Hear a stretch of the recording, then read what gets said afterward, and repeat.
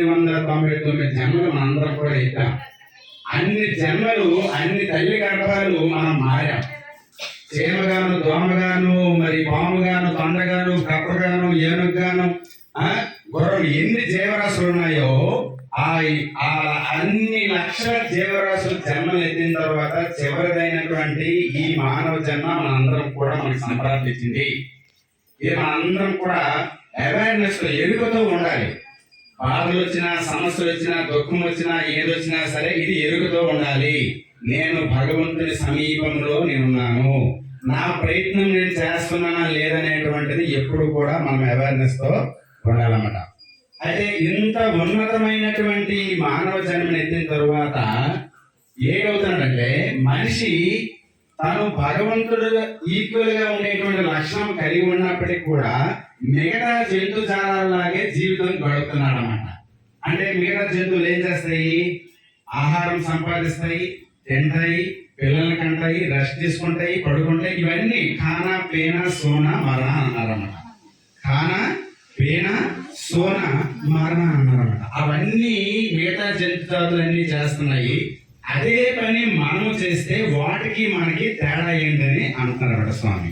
మన జీవిత లక్ష్యం ఏంటి? మన జీవిత లక్ష్యం ఏంటి? ఒక బస్ స్టాండ్ లో, మన పాలకొండ బస్ స్టాండ్ లో ఒక వ్యక్తి ప్రతి బస్ స్టాండ్కి వెళ్తున్నాడు, మళ్ళీ వచ్చి కూర్చుని పోతున్నాడు. బస్ స్టాండ్కి వెళ్తున్నాడు, వచ్చి కూర్చుని పోతున్నాడు. అక్కడ డిపో తాలూకా మేనేజర్ చూశాడు ఈ పరిస్థితి.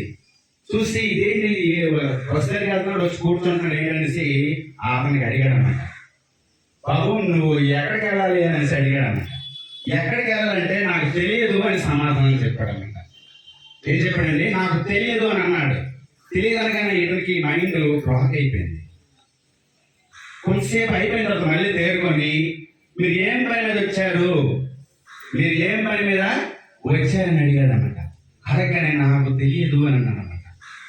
నాకు తెలియదు అని చెప్పాడు.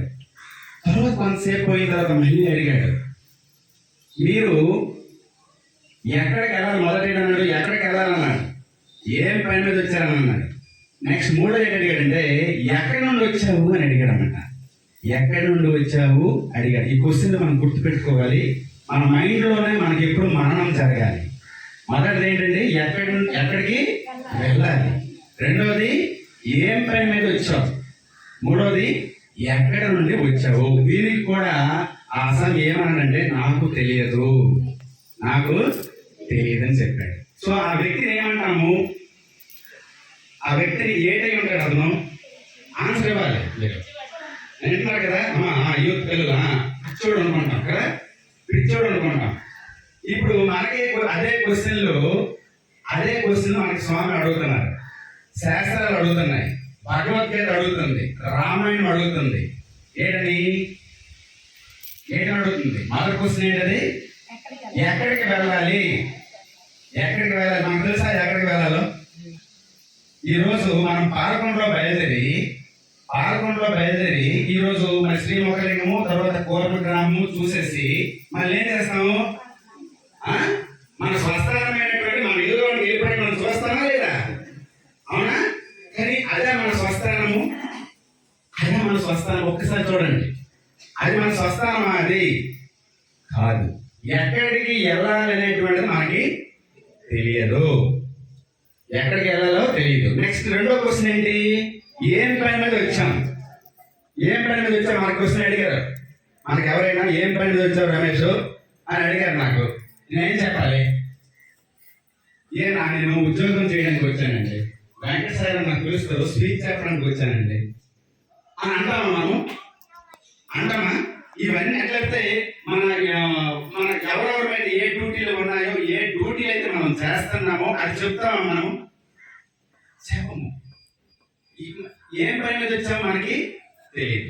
తెలిసినా లేదా? ఒకసారి ఆన్సర్లు ఇవ్వాలి. తెలిసినా మనకి ఏం పని మీద వచ్చామో మనకి తెలిసిన వసలింగారు మనకి ఏం పని మీద వచ్చామో మనకి తెలియదు. నేను తెల్లారింటికి 7 గంటలకి షాప్ తెస్తానండి, తెల్లారి 6:30కి నేను చదివిన తినేస్తాను, 7 గంటలకి నేను షాప్ లో ఉంటాను, బస్సులు ఆ పనికి వచ్చానంట. ఎవరికి ఏది అడిగితే నేను క్యారేజ్ పెట్టుకుని 9 గంటలకి బండి వేసుకుని నేను బయలుదేరిపోతాను. ఏ పని మీద వచ్చామో మనకి తెలియదు. నెక్స్ట్ మూడో క్వశ్చన్, ఏంటి మూడో క్వశ్చన్? ఎక్కడి నుండి వచ్చావు? మనకు తెలుసు ఎక్కడి నుండి వచ్చాము. ఎక్కడి నుండి వచ్చామండి? ఎవరైనా ఆన్సర్ ఇవ్వాలి. ఎస్, ఇది ఈ ఆన్సర్ వస్తుంది. ఎవరు మేము ఏం చెప్తాము? ఫైనల్ గా ఎక్కడి నుండి వచ్చామంటే తల్లి గర్భం నుండి వచ్చామండి. తల్లి గర్భం నుండి వచ్చాము. మరి అంతకు ముందు ఎక్కడ ఉన్నాము?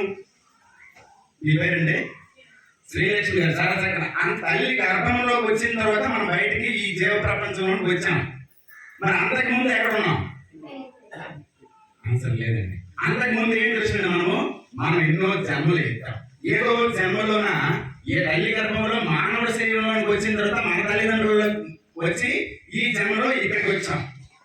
కానీ అంతకు ముందు ఏదో జన్మలోన మనం ఉన్నాం. కుక్కగానో, నక్కగానో, పందిగానో, ఆవుగానో, తోడేలుగానో ఏదో జన్మలో మనం ఉన్నామన్నమాట. స్వామి అంటున్నారు, ఈ మూడు విషయాలు తెలియని మనకేమనాలి? ఇప్పుడు ఏమన్నా ఒకసారి అనుకుందాం.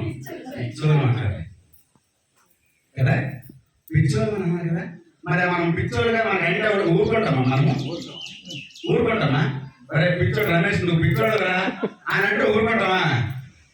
వాడు కొంచెం ఆధ్యాత్మిక డెవలప్, మా వెంకటరావు డెవలప్ అయితే రామస్వరూపుడు అతను నాకు ఇలా అన్నాడు అనుకుని ఊరుకుంటాం. అంత సాధన డెవలప్ అయినప్పుడు ఆ డెవలప్ కానప్పుడు ఏంటంటాము? నువ్వు నాకు పిచ్చోడు అంటావు ఏంట్రా, కొంచెం బలమైన ఒక దెబ్బేస్తాడు, లేదా నువ్వు కూడా పిచ్చోడు వెళ్ళరా అని అంటాడు. ఇది భగవాన్ బాబా అంటాను. నువ్వు ఎక్కడికి వెళ్ళాలి, ఏ పని మీద వచ్చావు, ఎక్కడి నుండి వచ్చావు అనే సంగతి ఎప్పుడు కూడా మనము ఎప్పుడు కూడా అడగడం లేదు. అడిగితే మానవుడు కంపల్సరిగా భగవంత్ సాన్నిధ్యానికి చేరుతాడు. భగవాన్ బాబా దేనికోసం వచ్చారంటే తనంతటి వారిలాగా మనకు చేయడానికి వచ్చారంటే. మనందరం కూడా ఇలా కనిపిస్తున్నటువంటి ఈ దేహ స్వరూపము కాదు. ఈ తెల్లని దుస్తులు వేసేసి చక్కగా ఒక రంగు వదిలిపోతే రంగులు వేసేసి చక్కగా అలంకరణ చేసేటువంటి ఈ దేహము నువ్వు కాదు. దేహం మనమా కాదు. ఒక 75 సంవత్సరాల వ్యక్తి ఇంట్లో చనిపోయాడు అనుకోండి, అందరూ మనవాళ్ళు వస్తారు, తాతయ్య చనిపోయావా, కొడుకులు వస్తారు, నాన్న చనిపోయావా అని అంటారు. ఆ కోడలు వస్తుంది, మామయ్య గారు చనిపోయారని అంటాడు. మరి దేహమే తానైనప్పుడు ఆ బాడీ అక్కడ ఉంది కదా, ఆ బాడీ అక్కడే ఉంది కదా, అక్కడికి వెళ్ళిపోలేదు కదా, ఎందుకు ఏడుస్తున్నారు? సో మనందరం కూడా దేహ స్వరూపం కాదు. దేహమైనటువంటి మనం కాదు కదండి. దేహమా మనము చూడండి, ఇది నా చెయ్యి అని అంటున్నాను నేను. చెయ్యి నాది, కానీ నేను చెయ్యి కాదు. ఇది నా పెన్ను అని అంటున్నాను, నాదే పెన్ను, కానీ నేను పెన్ను కాదు. ఇది నా షర్ట్ అంటున్నాను, షర్ట్ నాదే, కానీ షర్ట్ నేను కాదు. సో మనందరం ఏంటి? ఆత్మస్వరూపం అన్నమాట. ఆత్మస్వరూపం. దేహము పాంచభౌతికము కూలక తప్పదెప్పుడు, దేహి నిరామయుండు గనుతింపక, దేహికి చావు పుట్టుకల్ మోహ నిబంధ బంధనలు లేవు, నిజంబు చూడయా దేహియే దేవదేవుడు అని చెప్పారు స్వామి. దేహము పాంచభౌతికము కూలక తప్పదెప్పుడు. ఈ దేహం ఎప్పుడో పడిపోద్ది, కానీ లోపల 1000 సూర్యుల కాంతితో వెలుగుతున్నటువంటి ఆత్మకి చావు లేదని చెప్పి, నైనం చిందంతి శస్త్రాన్ని నైనం దహతి పావక అని భగవద్గీత చెప్తుంది. ఈ ఆత్మకి చావు లేదు. దేహము పునరపి జననం పునరపి జననే జఠరేసైనం. అనేక తల్లి గర్భాలు దేహం మారుతుంది, కానీ లోపల ఉండేటువంటి ఆత్మకి అనేటువంటిది చావు లేదు అని చెప్తున్నారు. సో ఆ ఆత్మస్వరూపుడు నువ్వు అని తెలియజేయడానికే భగవాన్ బాబా గారు భూమి మీదకి వచ్చి, నాయన నువ్వు కూడా దేవుడివేరా, అమ్మ నువ్వు కూడా దేవుడివే, స్వామి మీరు దేవుడు కదా అని స్వామికి మనం ప్రార్థన చేస్తే, స్వామి నువ్వు కూడా దేవుడివే, మరి నేను దేవుడు అన్న సంగతి నాకు తెలియడం లేదు స్వామి, నేను దేవుడు అన్న సంగతి నాకు తెలియడం లేదే. ఎప్పుడు తెలుస్తుంది? ఎందుకు మనకు తెలియడం లేదు, ఎప్పుడు తెలుస్తుంది అని మనం క్వశ్చన్ చేసుకుంటే, మనకి ఎందుకు తెలియడం లేదు అనుకుంటే, కామ క్రోధ లోభ మోహ మద ఆశ్చర్యాలు అన్నమాట. ఈ వీటితో కప్పబడి ఉంటుంది. అలాగే మనకి సంసారం అనేటువంటిది ఉంది. ఏదో మీరు ఎప్పుడు మీరు అని చెప్తారండి బాగా, మీ వెంకటసాయం మీరు బాగా చెప్తారు, ఎప్పుడు భజన చేసుకున్నారా, ఎప్పుడు సేవ చేసుకున్నారా అని మన క్వశ్చన్ వస్తుంది. మానవుడిగా పుట్టి మనము మన తాలూకు కార్యక్రమాలు అనేటువంటిది మనం చేయాలి. చేస్తూ అంటే స్వామి ఏం చెప్తారంటే మనకు భగవద్గీతలో 4 ఇవి ఉన్నాయి. ఏంటది? కర్మయోగము, భక్తి యోగము, రాజయోగము, జ్ఞానయోగం. మన కర్మ చేయాలి. మొదటిది ఏంటి? కర్మయోగం. మనందరం కూడా కర్మలు చేయాలి. మనం ఏదైతే తల్లిగానో, తండ్రిగానో, కుమారుడుగానో, తారగానో ఏ పని అంటే కుమారుడు పని చదువుకోవడం, పిల్లవాడి పని చదువుకోవడం, తల్లి వంటలు చేయడము, చక్కగా భర్తను జాగ్రత్తగా చూసుకోవడము, చక్కగా తన పని ఏదో తను చేసుకోవడం, భర్తగా తన ఉద్యోగం చేసుకోవడం, ఇలాగ ప్రతి ఒక్కరికి కూడా అందరికి పనులు ఉన్నాయి. ప్రైమ్ మినిస్టర్ నుంచి మరి ప్రైమరీ విద్యార్థి వరకు అందరికీ పనులు ఉంటాయి. ఆ దాన్ని కర్మయోగం అని అంటాం అన్నమాట. దాన్ని కర్మయోగం అంటాం. మరి భక్తి యోగం అంటే ఏంటి అంటే కర్మయోగం అనేటువంటిది సక్రమంగా మనము చేయాలి. అంటే ఎవరి పని వాళ్ళు చేయడమే కర్మయోగము. నెక్స్ట్ రెండవది ఏంటి? భక్తి యోగం. భక్తి యోగం అంటే ఏంటి? నేను దేవుణ్ణి నన్ను నేను ప్రేమిస్తున్నట్లుగా నా పక్క వారిని ప్రేమించడము. నాకు ఏదైతే బాధ కలుగుతుందో ఆ మాట నేను పక్క వారికి అనకుండా ఉండడము. ప్రతి ఒక్కరిలో కూడా నాలో దైవం నేను చూసుకున్నట్లుగా, నన్ను నేను ప్రేమిస్తున్నట్లుగా అందరినీ ప్రేమించడము. నన్ను నేను దేవుడిగా భావిస్తున్నట్లుగా అందరిలో కూడా దేవుడున్నాడనేటువంటి సత్యాన్ని తెలుసుకోవడము. ఆ సత్యాన్ని తెలుసుకోవడము. ఈ తెలుసుకునే సాధన మార్గమే భక్తి యోగం అండి.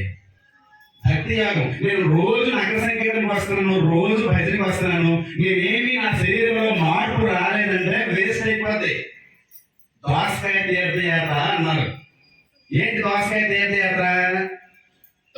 శంకరాచార్యుల వారు తన శిష్యులు క్షేత్రాలు వెళ్తామంటే, ఓకే నాన్న మీరు అందరూ కూడా క్షేత్రాలు తిరిగి రండి, నది స్నానం చేసుకోండి రండి, కానీ చిన్న పని చేయండి, నేను ఒక దోసకాయ ఇస్తాను, ఈ దోసకాయని ప్రతి తీర్థయాత్రలో ముంచుకొని రండి అని ఒక దోసకాయ ఇచ్చారన్నమాట.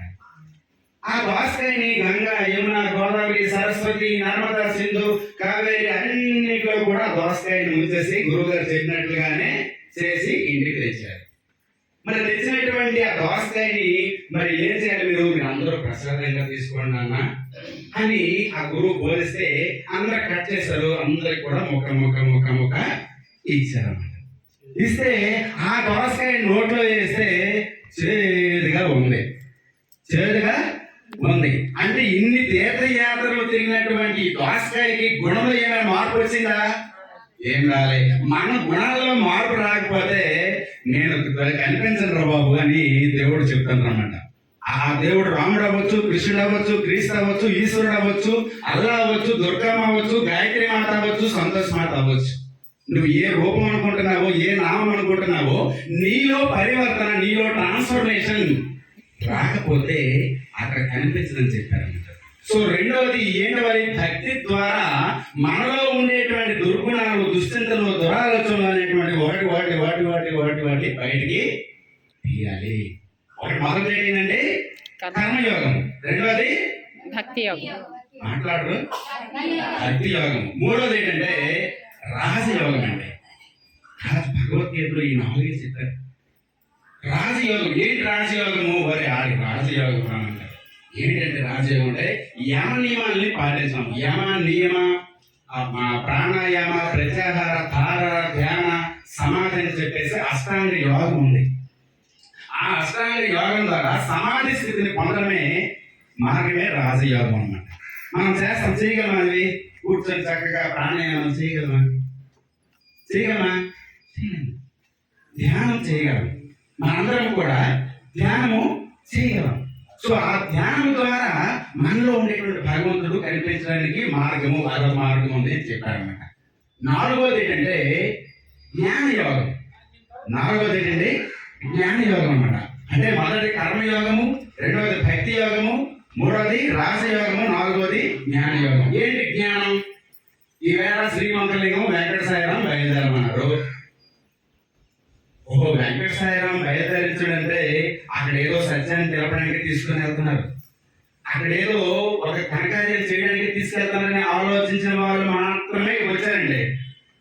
ఈ ఏసాగరం ఆ శ్రీముఖం ఎన్నిసార్లు చూడలేదు, ఆ కోరం గ్రామం ఎన్నిసార్లు చూడలేదు అనుకున్న వాళ్ళు ఎవరు కూడా ఇక్కడ రాలేకపోయారు. మనం జాగ్రత్తగా మీరు పరిశీలన చేయాలి. అనుకున్న వాళ్ళు రాలేకపోయారు ఈ రోజు ఇక్కడికి.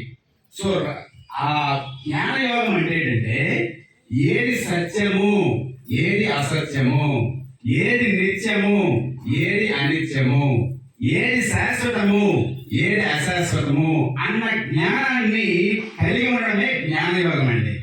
ఎలా తెలుస్తుంది మనకి? పక్కోడికి పట్టకూడదు, పక్కోడికి తిట్టకూడదు. ఎందుకు? నాలో ఉండే పరమాత్ముడే వాళ్ళలో ఉన్నాడు. ఈ మాట వింటే కదా, మనకి తెలిస్తే కదా అది మనం ఆచరిస్తాం. అది ఆచరిస్తాం. ఎప్పుడు ఆచరిస్తాం? అది తెలుసుకున్నప్పుడే మనం దాన్ని ఆచరించగలం. సో ఆ నిత్య అనిత్య విషయాలు తెలుసుకునేటువంటి యోగమే జ్ఞాన యోగం అండి. అది ఒక్క సత్యసాయి సేవా సంస్థల్లో మాత్రమే ఉంది. మీకు ఎలాగో చెప్తాను. సత్యసాయి సేవా సంస్థల్లోనికి ఎవరైతే మీరు అనుకుంటారు రమేష్ సాయిరాము ఇలా మాట్లాడతాడు, వెంకట సాయిరాము తీసుకెళ్తాడు, మనందరం కూర్చుంటాం మీరు అనుకుంటున్నారు. ఈ డివైన్ ప్లాన్ లో ఈ ఈ ఎన్ని సంవత్సరాలు జీవిస్తామో అన్ని సంవత్సరాల డివైన్ ప్లాన్ లో ఈ రోజు మనందరం ఇక్కడ కూర్చోవాలని ఉంది. మనము మాత్రమే కూర్చోవాలని ఉంది కనుక మనం అందరం ఇక్కడికి వచ్చాం. నెక్స్ట్ నిమిషం నువ్వు గాలి తీసుకోవాలని సరే దేవుడి అనుగ్రహం, దేవుడి తాలూకా ఆశీర్వాదం, అనుగ్రహం కావాలి. మనం ఎవరి ప్రయత్నం కాదు, మన తాలూకా ముందు జన్మలో ఉండేటువంటి బ్యాలెన్స్ వల్ల మనందరం కూడా ఇక్కడికి వచ్చాం. సో ఆ వచ్చినటువంటి మనం దాన్ని మర్చిపోకుండా మనం అవేర్నెస్ తో ఉండాలి. అది భగవాన్ బాబా గారు ఈ 4 మార్గాలు ఎలాగో చెప్పారు. కర్మ మార్గము ఫస్ట్ మనం ఏం చేస్తాం? కర్మ మార్గం ఏం చేస్తామంటే మనం సత్యసాయి సేవా సంస్థలోకి రావడం వల్ల నిష్కామ కర్మ చేస్తాం. నిష్కామ కర్మ ఫర్ ఎగ్జాంపుల్ ఒక సేవ ఉంది, చలివేంద్రం మీరు పెట్టున్నారు. ఆ చలివేంద్రంకి వెళ్ళి చక్కగా సేవ చేస్తున్నారు. ఆ చలివేంద్రం చేయడం, అందులో సేవ చేయడం వల్ల మనకి లాభం ఉందా? మనకి మన పర్సనల్గా ఏమైనా ఉందా?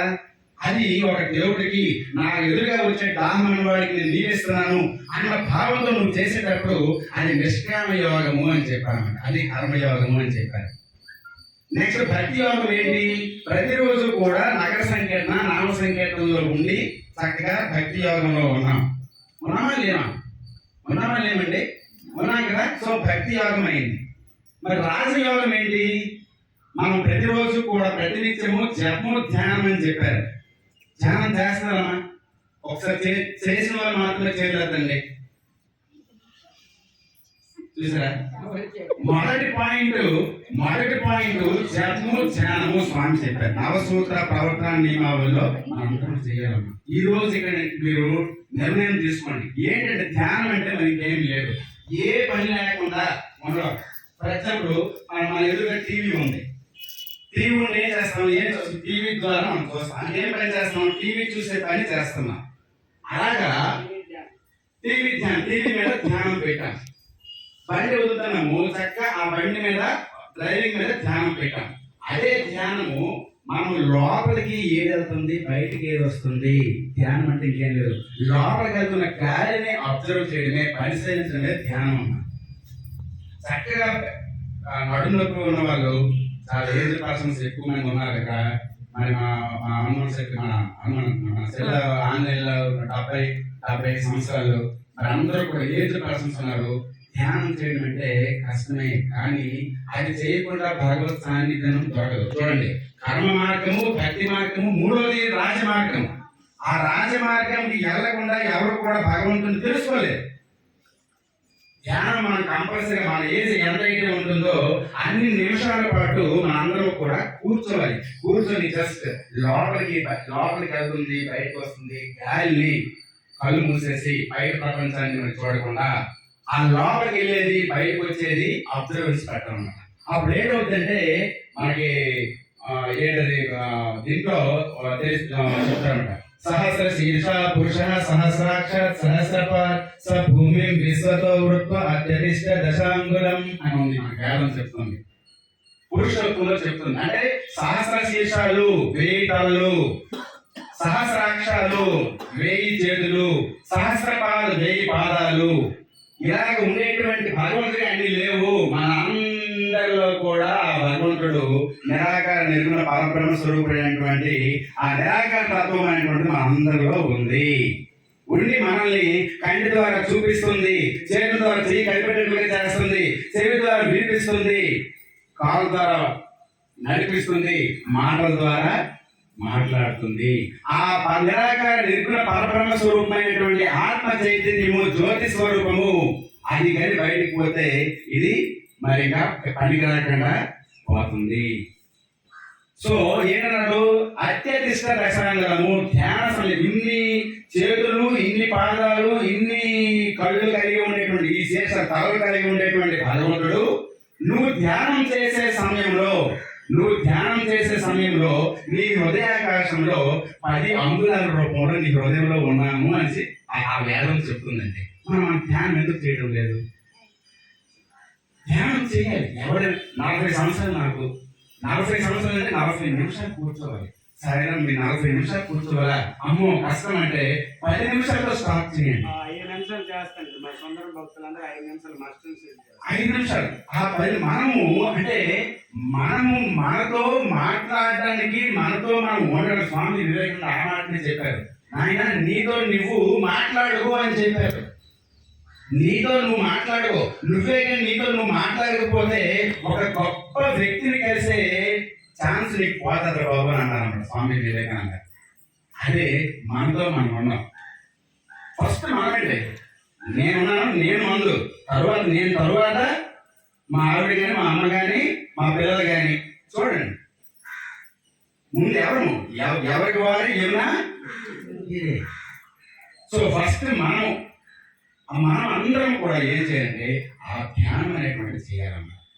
ఆ ధ్యానం చేస్తే రాజయోగము. సో మా సుందరమందిరం గారు 5 minutes చేస్తున్నారు కనుక అందరూ కూడా రాజయోగం అవుతుందా లేదా?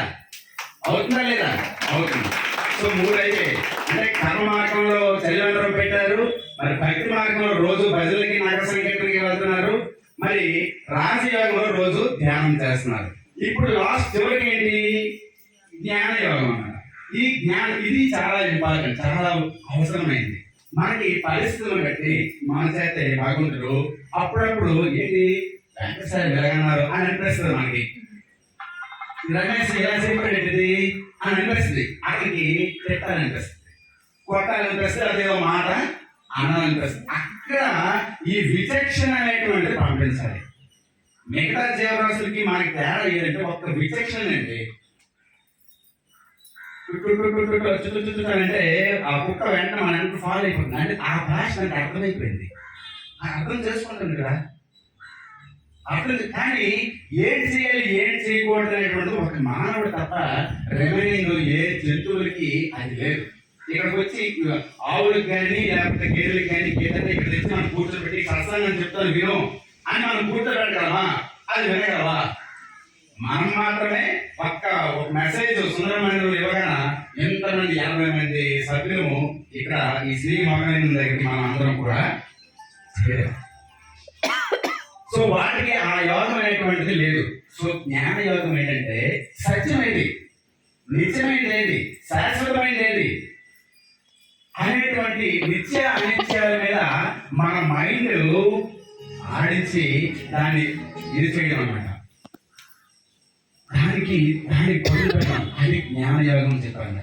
సో మనం నిత్యము కూడా నామ సంకీర్తన, ఈ నగర సంకీర్తన, ఈ సేవా కార్యక్రమంలో మనం పాల్గొనేటప్పుడు దేవుడు ఎక్కడో ఒక దగ్గర ఈ మార్గాలన్నీ చేస్తున్నాం కనుక దేవుడు ఎక్కడో ఆ జ్ఞానాన్ని మనకి ఇస్తారని.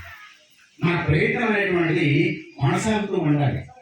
మన సంసారం ఉంది, అందరికీ సంసారం లేకుండా దానికి ఎక్కువ ఇంపార్టెన్స్ ఇస్తాం.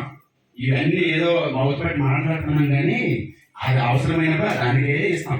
రామకృష్ణ పరమహంస అన్నారు, నాయన నీ ఉద్యోగం కోసం ఏడుస్తున్నావు, నీ ఇల్లు కోసం ఏడుస్తున్నావు, నీ భార్య కోసం ఏడుస్తున్నావు, నీ తల్లి కోసం ఏడుస్తున్నావు, నీ వ్యాపారం కోసం ఏడుస్తున్నావు, కానీ దేవుడు కావాలని నువ్వు ఎప్పుడైనా ఏడ్చావా అని అడిగారు. కాబట్టి స్వామి వివేకానంద అయితే ఆన్సర్ లేదు. అప్పుడు తను యోగ స్థితిలోకి వెళ్ళిపోయి మరి నరేంద్రుడు స్వామి వివేకానందగా మారిపోయాడు. మరి బుధ భగవానుడు రాజు, కోటీశ్వరుడు, రాజభాగాలు అనుభవించేటువంటి ఇతను ఒక చిన్న సాధారణమైనటువంటి ఒక రోగిని చూశాడు. అమ్మో, ఏజ్ అయిన తర్వాత ఇలా అవుతానా, నేను ఇలా మారిపోతానా అని తెలుసుకున్నాడు. ఒక హాస్పిటల్లో ఒక పేషెంట్ ని చూశాడు. అమ్మో, ఈ శరీరానికి వేట వస్తారా ఆహా అనేసి అక్కడ తెలుసుకున్నాడు. తర్వాత ఒక డెడ్ బాడీని చూశాడు. చూసి అమ్మో చనిపోతామా, ఈ దేహం పోతా అని తెలుసుకొని ఆ రాజభాగాలను అందరినీ కూడా విడిచిపెట్టేసి సన్యాసి అయ్యి కొత్త భగవానుడు అయ్యాడు నరేంద్ర అనుకున్నాను. సిద్ధార్థ్ ముందు పేరు సిద్ధార్థ్. ఒక్కసారి చూడండి, మరి అతను బయటకు వచ్చి చెప్పినటువంటి సత్యం ఏంటి, ఆధ్యాత్మిక సత్యం ఏంటి? ఆయన ధ్యానం చేయండి, నీ లోపల ఉండే పరమాత్మ నీకు కనిపిస్తాడని చెప్పాడు. మరి రత్నాకరుడు అయినటువంటి మరి వాల్మీకి ఎవరు? మన నామస్మరణ చేశాడు. రెండోది ధ్యానం, రామ్ రామ్ రామ్ రామ్ అంటూ ధ్యానం చేసి మరి వాల్మీకి మహాకవిగా, రామాయణం రచించే వాల్మీకి మహాకవిగా మారిపోయాడు కదా.